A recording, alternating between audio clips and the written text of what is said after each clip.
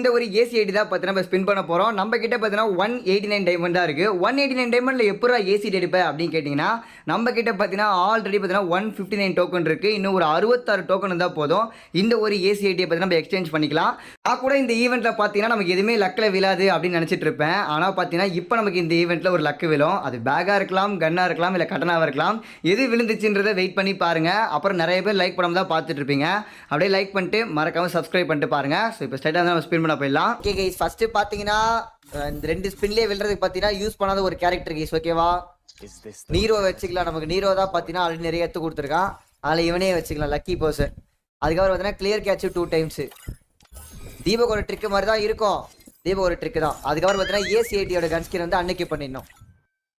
போட்டு இப்படி எல்லாம் பக்காவா பண்றேன் நான் மறக்காம.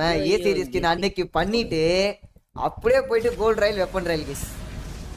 கோல்ட் ராயில் 2 ஸ்பின்னு, வெப்பன் ராயில் 2 ஸ்பின்னு பண்ணிட்டு அப்படியே வெப்பன் ராயில் 2 ஸ்பின்னு போட்டு லைக் பண்ணிட்டு பாருங்க. 500 லைக்ஸ் போட பாருங்க, போட்டு பாருங்க. முடிச்சுட்டு அப்படியே